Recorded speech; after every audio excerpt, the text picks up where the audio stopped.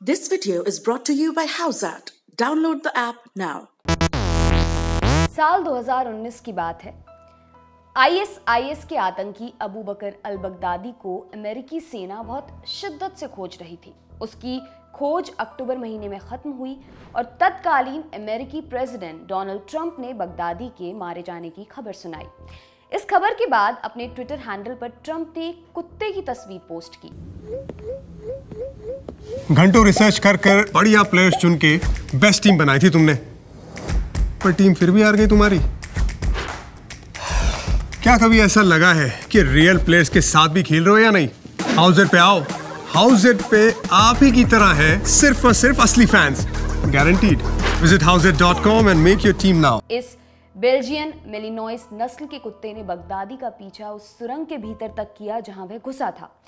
कुत्ता घायल हो गया, लेकिन उसने बगदादी का पीछा करना नहीं छोड़ा। अब भारत भी ऐसे ही जांबाज कुत्ते तैयार करने की कोशिश कर रहा है। यानी भारत की सुरक्षा एजेंसियां अपने डॉग स्क्वाड को और बेहतर बनाना चाहती हैं, और इसी के तहत भारत की होम मिनिस्ट्री ने सुरक्षा बलों के कुत्तों के लिए एक खास तरह का टेस्ट डिजाइन किया है। अब दुनिया के तमाम टेस्ट की तरह इस टेस्ट को पास करने के बाद ही उन कुत्तों को अगली स्टेज पर प्रमोशन दिया जाएगा।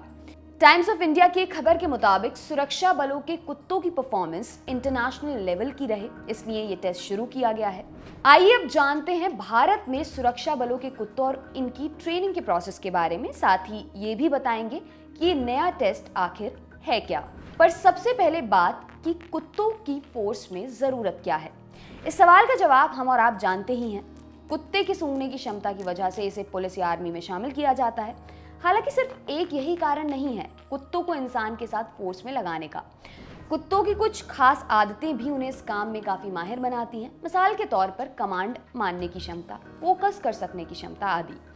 कुत्ते की कुछ नस्लें इस मामले में बाकी नस्लों से आगे होती हैं, इसलिए वही इस काम में लगे ज्यादा नजर आते हैं। मसलन जर्मन शेफर्ड और लेब्राडोर अपने बेहतरीन परफॉर्मेंस और फोकस के लिए जाने जाते हैं।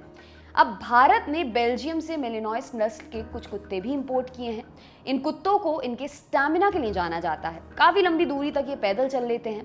भारतीय नस्लों में बहुत कम कुत्ते हैं जो इस काम में लगाए जाते हैं। जानकार कहते हैं कि भारतीय नस्ल के कुत्ते बहुत जल्दी डिस्ट्रैक्ट हो जाते हैं, मतलब अपनी एकाग्रता खो देते हैं। ऐसे में किसी भी खास गंध को फॉलो करने या दूर तक पेट्रोलिंग के लिए उन्हें उपयुक्त नहीं माना जाता है। अब जानिए कि कुत्तों का सिलेक्शन कैसे होता है। कुत्तों का सिलेक्शन करते हुए मूल रूप से इन बातों का ध्यान रखा जाता है। भर्ती के समय कुत्ते की उम्र 4 से 6 महीने की हो। जिस कुत्ते की भर्ती होनी है उसे जन्म देने वाले कुत्ते का इतिहास पता किया जाता है। इसे उपलब्ध कराने की जिम्मेदारी उस सेंटर की होती है जो कुत्ते उपलब्ध कराता है। इसे बाकायदा रिकॉर्ड में रखा जाता है। कुत्ते के वैक्सीनेशन की हिस्ट्री चेक की जाती है। सधा हुआ शरीर और मुफीद वजन चेक किया जाता है। किसी भी तरह की शारीरिक कमी जैसे पैरों का टेढ़ा होना आदि की स्थिति में उनका चयन नहीं होता। कुत्ते के आंख और कान एकदम साफ होने चाहिए। आंख के साफ होने से मतलब एकदम क्लियर आंख और कान में मैल आदि ना हो। कुत्ते की स्किन कहीं से भी छिली या फिर कटी हुई ना हो। अगर फीमेल डॉग है तो रिक्रूटमेंट के 6 से 12 महीने के भीतर उसके यूट्रस या गर्भाशय को रिमूव करा दिया जाता है। इसके बाद ही उन्हें फील्ड पर भेजा जाता है। कुत्तों की ट्रेनिंग के लिए सेलेक्ट करने के बाद उनके शरीर में चावल के दाने से कुछ बड़ी माइक्रोचिप डाली जाती है। इससे ही इनकी पहचान निर्धारित होती है। अब आती है ट्रेनिंग की बारी। वैसे तो हर राज्य की पुलिस अपने हिसाब से कुत्तों को ट्रेनिंग देती है, लेकिन देश में 2 ऐसे बड़े डॉग ट्रेनिंग इंस्टीट्यूट्स हैं जो विश्व स्तर की ट्रेनिंग देने का काम करते हैं। एक है मध्य प्रदेश के टेकनपुर स्थित बीएसएफ का national training centre for dogs, दूसरा है सीआरपीएफ का dog breeding and training school. ये कर्नाटक में बेंगलुरु रूरल के तारालू इलाके में है। इन स्कूलों में कुत्तों के साथ ही उनके हैंडलर को भी ट्रेनिंग दी जाती है। डॉग ट्रेनिंग से जुड़े अवनीश बख्शी के अनुसार कुत्ता और उसका हैंडलर एक टीम की तरह काम करते हैं। जितना अच्छा बॉन्ड कुत्ते और उसके हैंडलर के बीच होगा उतनी ही अच्छी कुत्ते की परफॉर्मेंस होगी। डॉग ट्रेनिंग सेंटर तारालू के vice principal P Manoj Kumar का कहना है, जहां तक ट्रेनिंग की बात है तो ज्यादा फोकस पहचान खोजने, हमला करने और ट्रैक करने पर रहता है। इसके अलावा एक दूसरा मॉड्यूल भी है जिसमें पहचानना, पेट्रोलिंग करना और हमला करने की ट्रेनिंग दी जाती है। हम अपने कुत्तों को मल्टीटास्कर बनाते हैं। हम उन्हें इस तरह से ट्रेन करते हैं कि वो जेल के भीतर मोबाइल और नशीला पदार्थ दोनों ही सूंघकर पता लगा सकते हैं।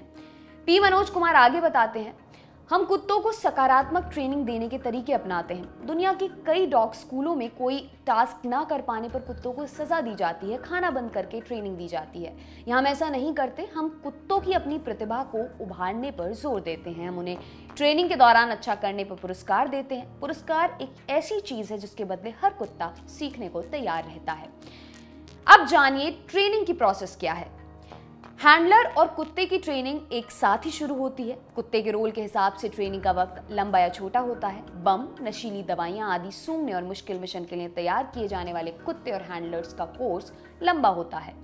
कुत्ते और हैंडलर दोनों ही ट्रेनिंग के बीच में कोई छुट्टी नहीं ले सकते। सिर्फ 5 से 7 दिनों का मिड टर्म ब्रेक दिया जाता है। ट्रेनिंग के दौरान कुत्तों को बाधा पार करने और कमांड को फॉलो करने के अलावा चिन्हित सामान को सही तरह से पहचानने की ट्रेनिंग दी जाती है।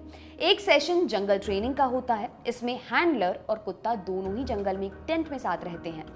कुत्ता और हैंडलर एक जैसा ही खाना खाते हैं। इस तरह से कुत्ते का अपना हैंडलर पर भरोसा बनता है। ट्रेनिंग के बाद हैंडलर का लिखित और प्रैक्टिकल एग्जाम होता है। साथ ही कुत्ते की ट्रेनिंग का भी टेस्ट होता है। संतोषजनक रिजल्ट ना मिल पाने की स्थिति में इनकी ट्रेनिंग को 12 हफ्तों के लिए और बढ़ाया भी जा सकता है। K9 PET टेस्ट यानी K9 प्रोफिशिएंसी इवैल्यूएशन टेस्ट के बारे में भी बता ही देते हैं। सुरक्षा बलों के साथ कुत्ते भी अपनी काबिलियत और अनुभव के हिसाब से पोजीशन में आगे बढ़ते हैं। जिस कुत्ते में जितनी ज्यादा काबिलियत उसकी उतनी अच्छी रैंकिंग। हालांकि दुनिया भर में काबिलियत के रिकॉर्ड के अलावा कुत्तों को एक खास टेस्ट से भी गुजरना होता है। इस टेस्ट को K9 प्रोफिशिएंसी इवैल्यूएशन टेस्ट कहते हैं। शॉर्ट में इसे K9 PET कहा जाता है। यहाँ पर K9 का मतलब है कुत्ता। ये शब्द लैटिन शब्द कैनन से बना हुआ है जिसका मतलब कुत्ता होता है। ये तो हुई नाम की बात। अब करते हैं इस खास टेस्ट की बात। ये एक तरह से मूल ट्रेनिंग का एडवांस वर्जन है। इसमें तरह तरह की कठिन परिस्थितियां पैदा करके कुत्ते और हैंडलर को परखा जाता है। हमने इस एडवांस ट्रेनिंग के बारे में सरकारी विभाग से जुड़े एक ट्रेनर से जाना। नाम न बताने की शर्त पर उसने हमें ये बातें बताई। विस्फोटक की कम या ज्यादा मात्रा को अलग अलग जगहों पर छुपाया जाता है। उन्हें खोजने को कहा जाता है। जितनी बार कुत्ता उसे खोज लेता है उस हिसाब से उसे नंबर दिए जाते हैं। जितनी बार नहीं खोज पाता उतनी बार उसके नंबर काट दिए जाते हैं।